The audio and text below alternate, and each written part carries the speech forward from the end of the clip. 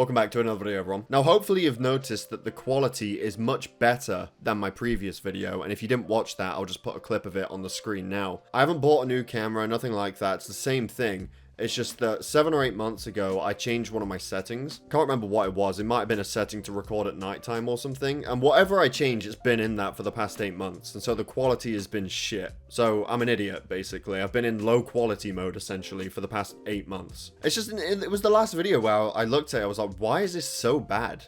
It used to look way better than this. So I reset it, and now it looks good. Anyway, it's time to talk about all the games that I played in September. It's not October yet, but I'm not playing anything else for the last 2 days of the month, so no reason not to make this video now. I didn't play too many games this month. There was a couple that I missed that I wanted to play and will play in October. But yeah, as always, you know, you can let me know down below what you played for the month. And we're going to start off with Astro Bot. This was, I think, the only new game that I played in September. And it was one of PlayStation's W's for the month because, you know, it kind of went up and down with we got Astro Bot, which was great. Then they announced the Horizon Zero Dawn fucking remaster or whatever it is. Not the most necessary remaster when there's a game still stuck on the PS4 rotting away. I'm not even going to say what it is because you already know what I'm talking about. That I think deserves it more than anything else. Then they announced the PS5 Pro and the price is like £700.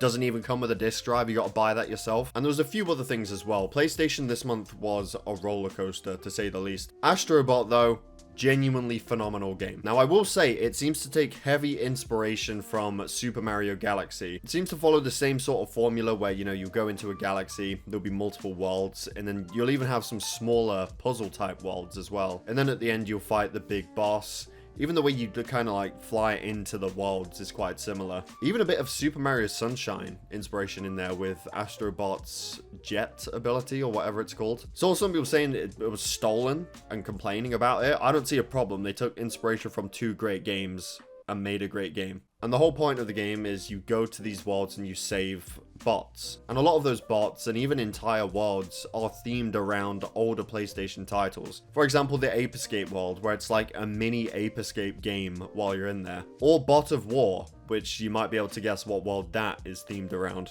It's just a straight up fun game. Like, it feels refreshing to get that from Sony, in all honesty. And we need more. We need another Jak and Daxter game. And a lot of these titles that haven't had fucking entries in 10 years are referenced in this game. I really do wish Sony at some point will stop making these hyper-realistic movie games.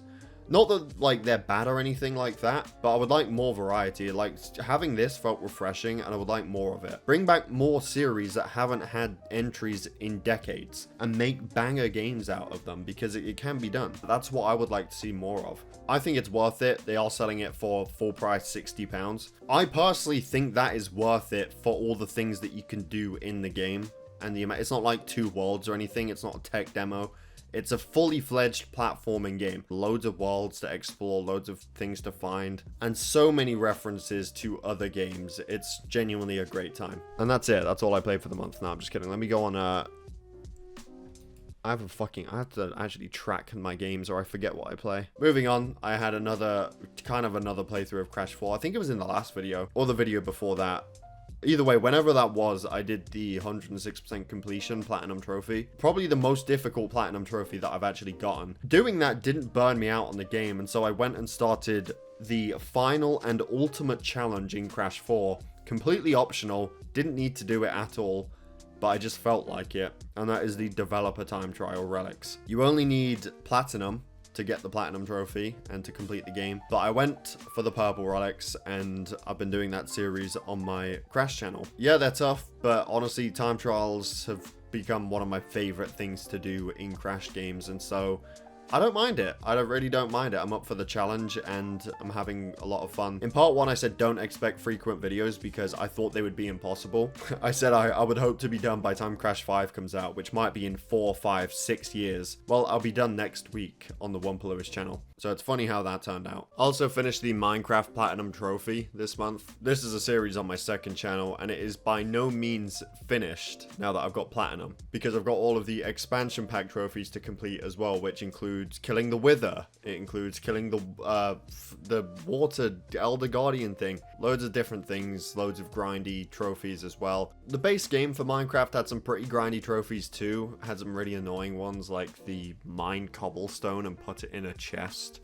Like you have to mine a full chest worth of cobblestone and place it into a chest. Like, what is the point? I already had that from the beginning of the series, but I spent it all on building the wall around the village. But I think some of the expansion pack trophies are going to be even worse. I finished the Elden Ring series on my second channel too. I spoke about this last month when I started it. Only thing I'll add on to it is that the Elden Beast fight is much better with Torrent. I can't believe it took them 2 entire years to implement that into the game. It never made sense from the beginning. It's this huge open space, and every time you get close to the Elden Beast, it just flies away and starts casting magic. You try to dodge it as best as you can while you run over to it, and as soon as you get there, it'll fuck off somewhere else. So it's still a magic spamming boss, and it can still be a bit annoying, but it's much better with Torrent. The only other feature I'm hoping they add to this game before they move on is a boss replay feature. I don't want to replay the entire game just to replay one boss fight. Like, I really wanted to face Malekith again after I beat him, but the only option is to replay the entire game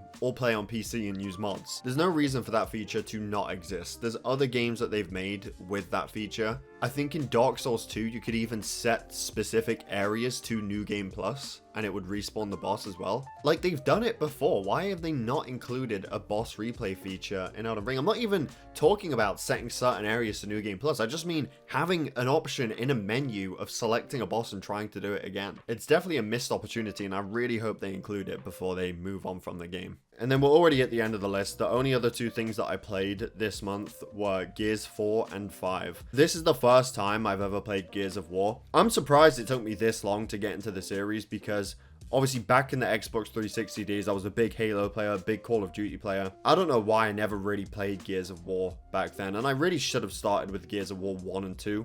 I think they would have been better than 4 and 5. Not to say I didn't enjoy them. I thought they were good games. I only played the story modes, but the choice at the end of Gears 5 kind of caught me off guard. And they were fun gameplay wise. It feels quite smooth. The movement was a bit hard to get used to at first because like you sprint with A, you go to cover with A, but the gameplay was solid, and the weapons, there's so many fun weapons to use. Kind of wish it let you use them more often, like put more ammo around for them or drop them more often, because a lot of times it just kind of leaves you with the shitty weapons.